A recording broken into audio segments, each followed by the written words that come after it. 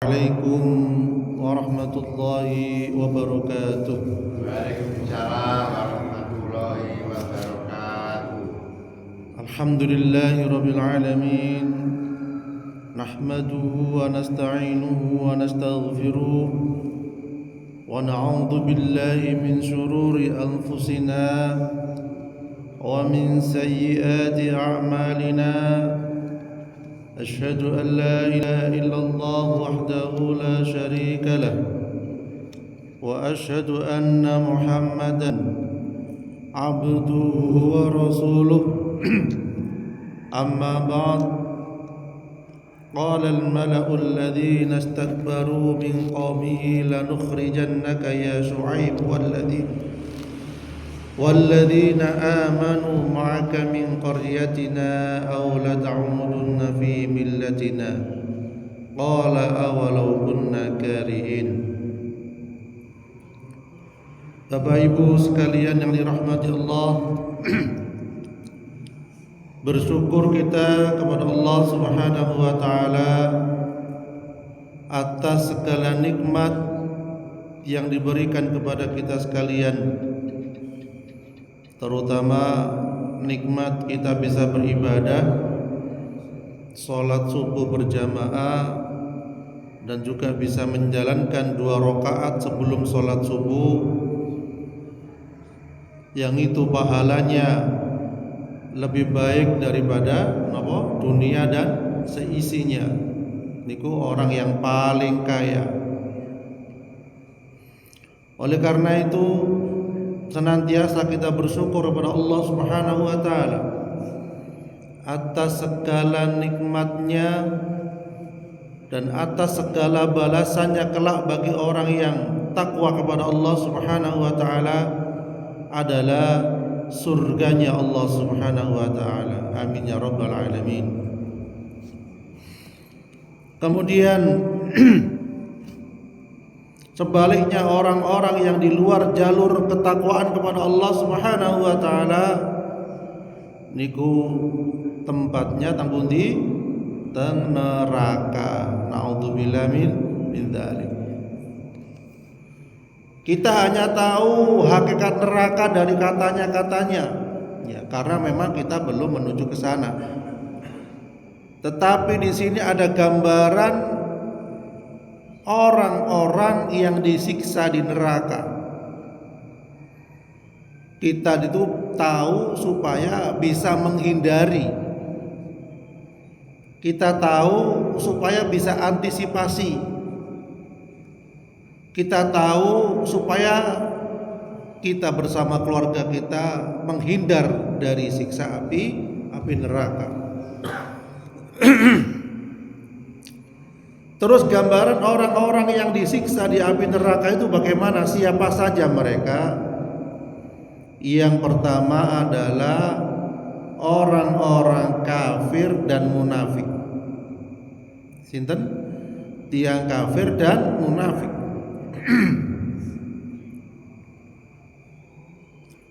Dalam Al-Quran Allah Subhanahu wa taala berfirman, A'udzu billahi minasyaitonir rajim. Wa'adallahu al-munafiqina wal munafiqati wal kuffara nar jahannam khalidina fiha. Hiya hasbuhum wa la'anahumullah wa lahum 'adzabun muqim. Niku dalam surat At-Taubah ayat 68. Allah mengancam orang-orang munafik, laki-laki dan perempuan, dan orang-orang kafir dengan neraka jahanam.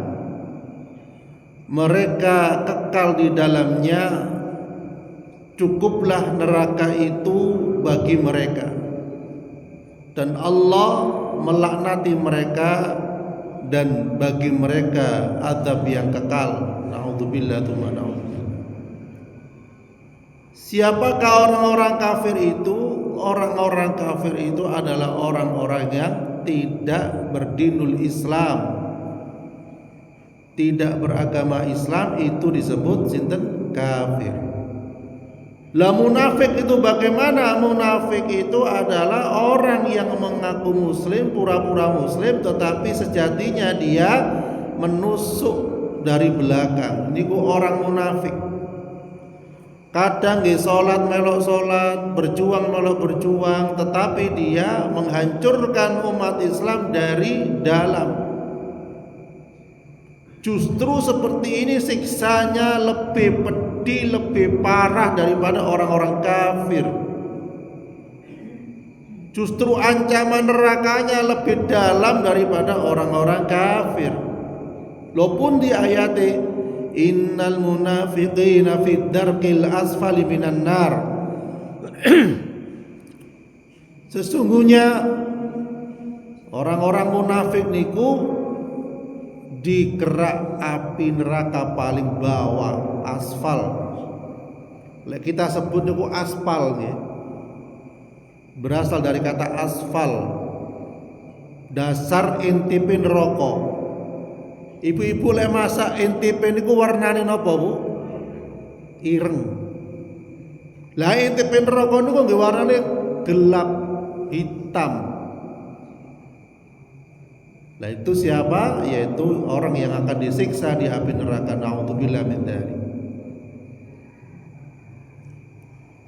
Kemudian yang kedua adalah orang-orang yang disiksa di api neraka niku sinten? Orang yang membunuh jiwa yang dihormati secara sengaja. Sing mateni wong niku masuk neraka.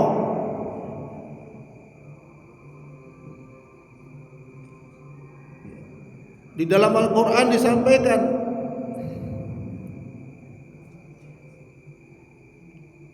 wa may yaqtul mu'mina muta'ammidan fajaza'uhu jahannamu khalidan fiha wa ghadiballahu 'alaihi wa la'anahu wa 'adda lahu 'adzaban 'azima. Dan barang siapa yang membunuh seorang mukmin, berarti seorang mukmin itu adalah orang yang beriman dengan sengaja, maka balasannya ialah jahanam, kekal ia di dalamnya dan Allah murka kepadanya dan mengutukinya serta menyediakan azab yang besar baginya. Membunuh mukmin itu bagaimana? Membunuh mukmin itu mungkin disembelih pakai celurit, pakai pedang, pakai tembak. Tapi wonten tiyang sing membunuh seorang mukmin dengan pelan-pelan nggih saged diracun, dikasih makanan yang tidak sehat. Apalagi makanan tidak sehat disebar-sebarkan. Di bidang medis nggih saged, di bidang medis overdosis sengaja dikasih supaya mati. Na'udzubillah min dzalik. Jadi tiang membunuh tuh sanes pakai pedang tok, sanes pakai pistol tok, juga dari dunia yang lain.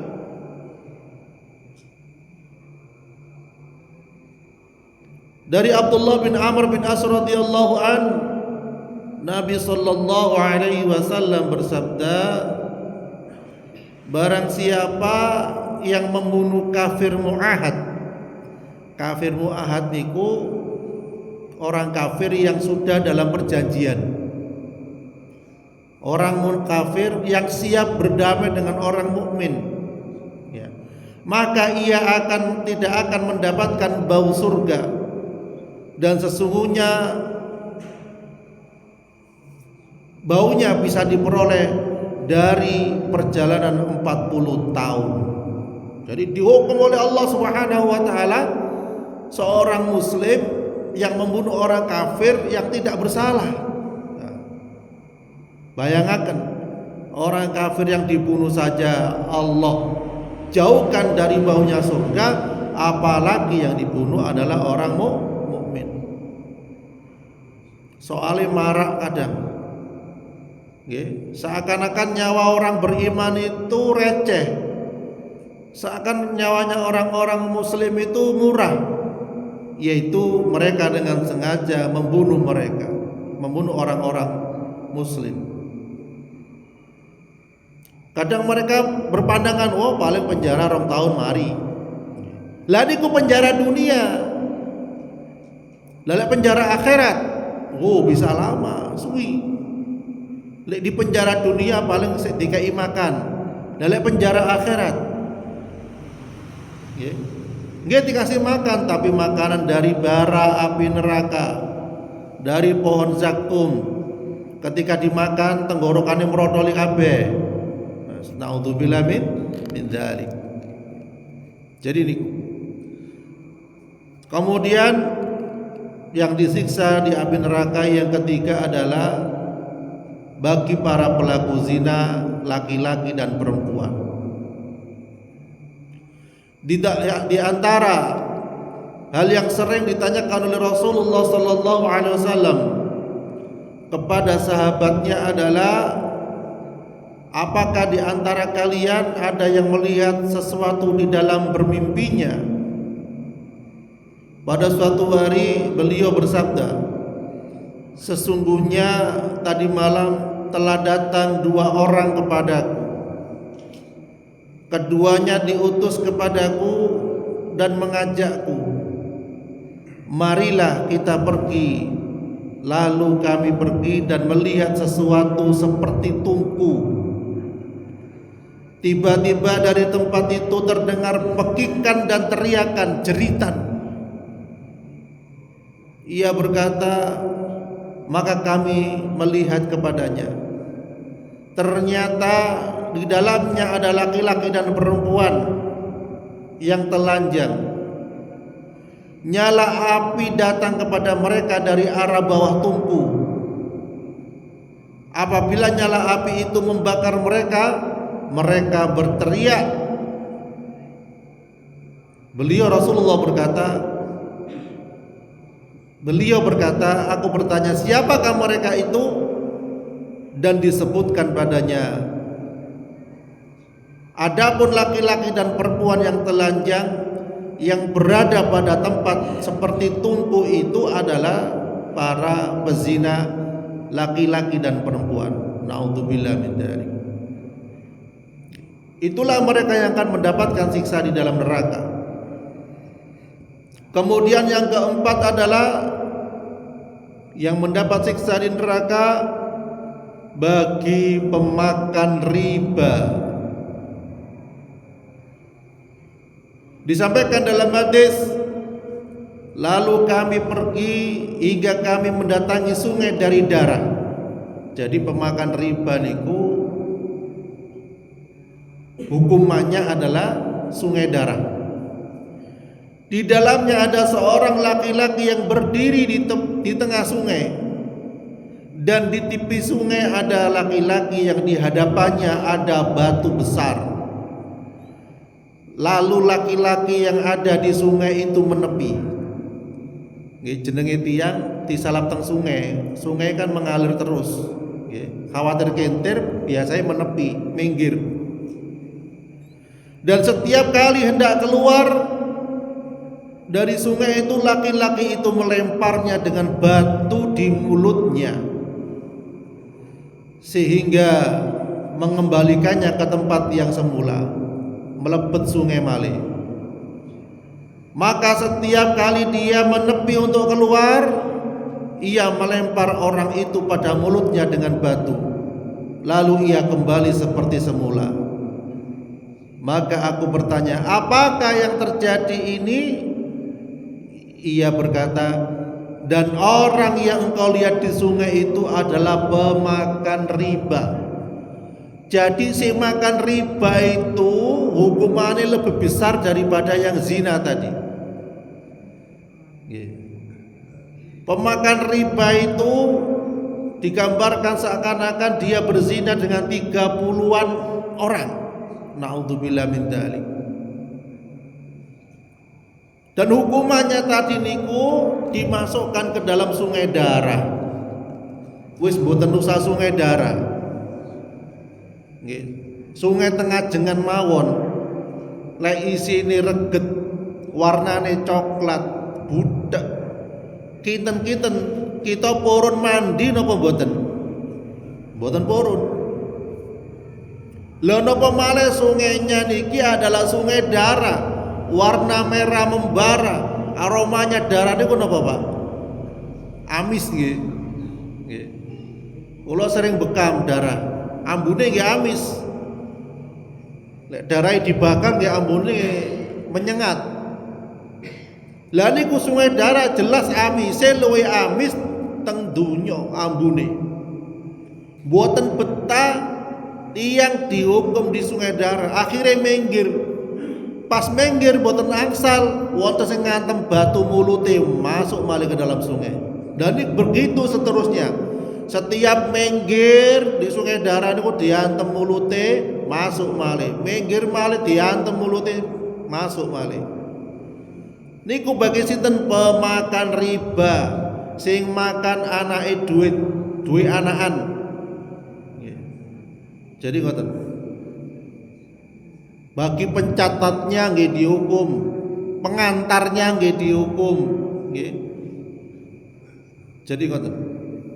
Kemudian yang disiksa yang kelima adalah digambarkan di sini pelukis yang bernyawa, ngelukis sing wonten nyawane. Ya. Disampaikan dalam hadis Rasulullah bersabda, setiap pelukis makhluk hidup di dalam neraka dijadikan baginya untuk setiap lukisan makhluk hidup yang digambarkan satu jiwa, lalu dia menyiksanya di neraka jahanam. Niki hadis riwayat Muslim. Lelek pelukis pemandangan dan lain-lain monggo silakan. Ada yang berpendapat oh ndak usah pakai mata, ya monggo silakan. Sing percados monggo, boten percados nggih monggo, bebas nggih. Karena hidup niku pilihan. Pengen masuk surga utawi neraka.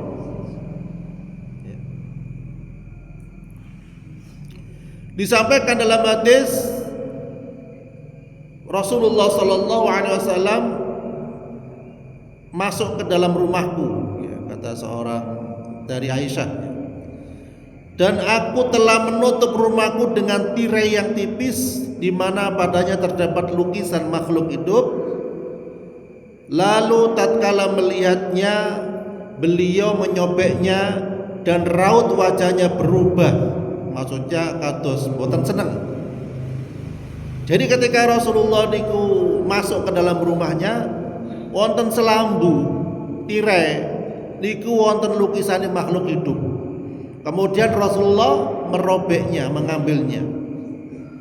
Kemudian beliau bersabda, manusia yang paling berat siksaannya di sisi Allah Subhanahu wa taala di hari kiamat adalah orang yang menandingi rupa makhluk Allah Subhanahu wa taala. Aisyah radhiyallahu anha berkata, maka kami memotongnya dan menjadikannya satu bantal atau dua bantal. Jadi boten dikuah dipotong, supados boten berbentuk makhluk hidup. Ibnu Abbas radhiyallahu anhu berkata, aku mendengar Rasulullah sallallahu alaihi wasallam bersabda, barang siapa yang melukis satu lukisan makhluk hidup di dunia, maka ia dibebani untuk meniup ruh pada hari kiamat, dan pasti dia tidak akan mampu meniupnya. Jadi ditakokne nyawane lukisanmu iki, ya misale ngoten. Niki monggo dipercatos mboten, nggih anu mboten. Kemudian yang keenam adalah memakan harta anak yatim. Sesungguhnya orang-orang yang memakan harta anak yatim secara zalim, sebenarnya mereka itu menelan api sepenuh perutnya, dan mereka akan masuk ke dalam api yang menyala-nyala, yaitu api napa? Neraka. Niku yang makan harta anak yatim.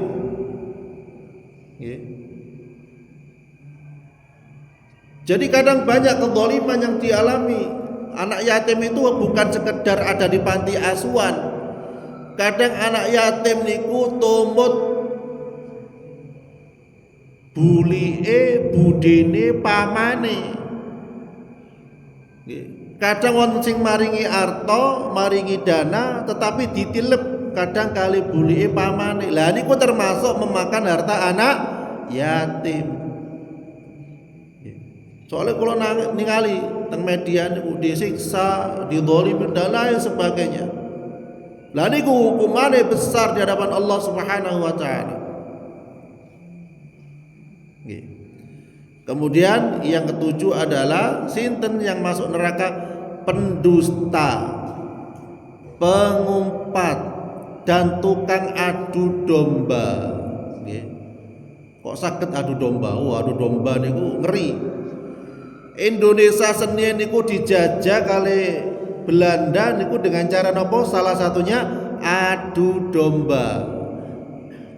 Jadi tiang-tiang pribumi dadekno tentara, mari ngono disuruh bunuh rakyate dhewe. Nah, jadi rata-rata penjajah niku ngoten. Baik di Gaza Palestina niku ada para munafik, ada orang yang adu domba, yaitu dibayar kali Israel untuk membunuh orang-orang Palestina. Jadi mereka bondo duit kangge adu domba. Sami kejadian mungkin di Papua, yang terbaru saat ini teng pundi Pak? Teng Sudan.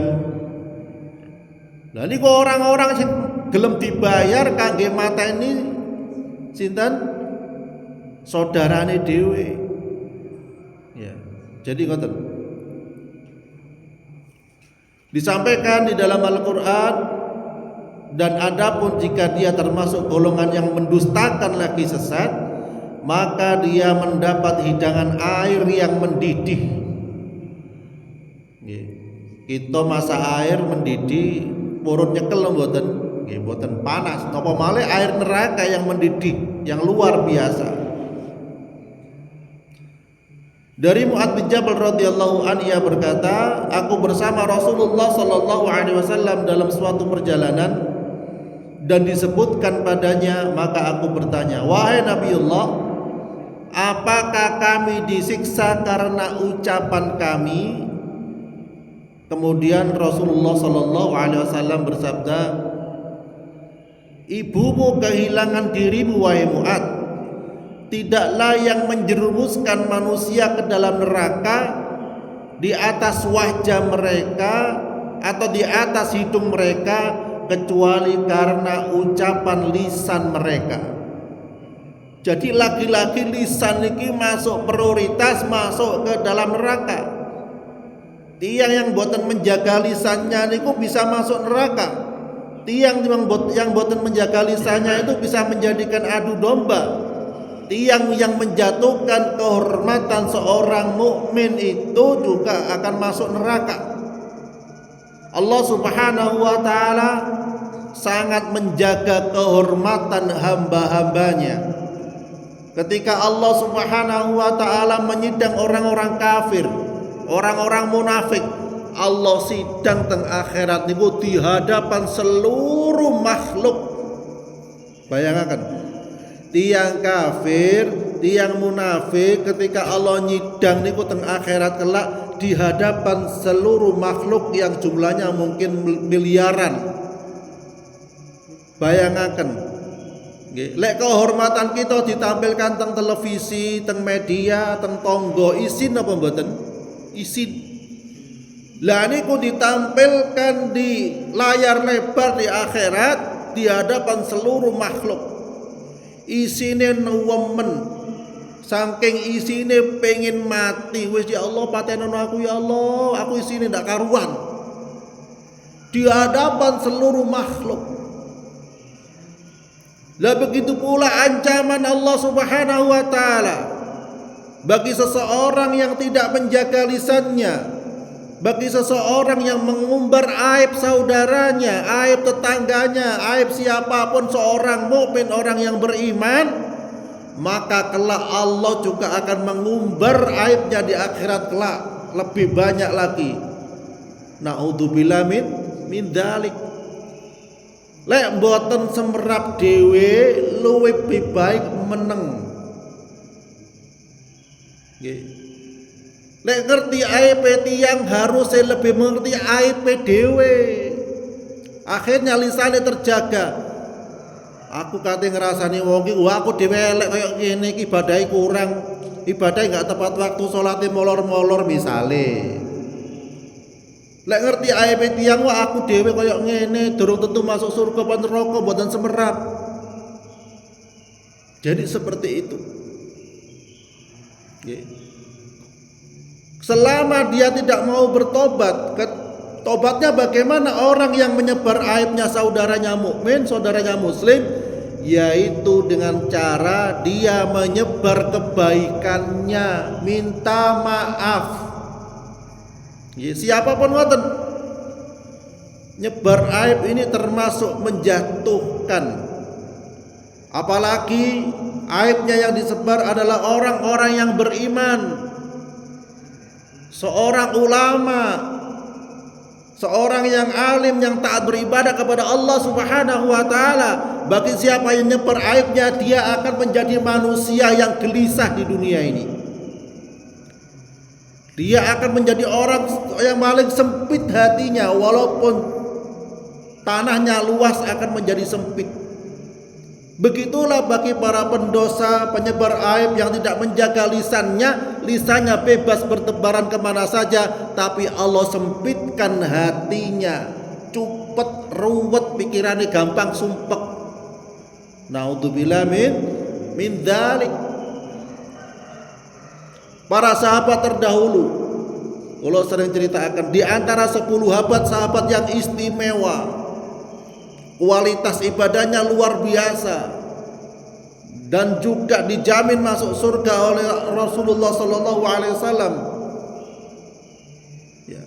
Tetapi ketika mereka ditanya tentang kualitas ibadahnya, bagaimana panjenengan? Aku wedi masuk neraka, aku takut kepada Allah Subhanahu wa taala, dan hari-harinya ibadahnya, salat malamnya penuh dengan tangisan. Loh, kok ada seseorang yang kelasnya tidak sekelas sahabat Rasulullah Sallallahu Alaihi Wasallam, dia yakin masuk surga, padahal lisannya suka ghibah, ngerasani wong. Naudzubillah min dzalik. Malamnya nggih salatnya enggak pernah nangis, dia masih bangga dengan amalnya. Oh, aku lebih baik dari dia. Jadi termasuk yang mendapatkan penghuni neraka adalah orang yang merasa dirinya lebih baik. Siapapun dia, orang yang merasa lebih baik itu adalah bisa jadi dari kalangan orang yang berilmu, orang yang berpangkat, orang yang menjabat. Ketika dia merasa lebih baik daripada orang lain, iki koncone sinten? Iblis. Kok kasar men? Nggih pancene iblis niku ketika disuruh bersujud kepada Adam, mboten purun sujud. Sebabe napa?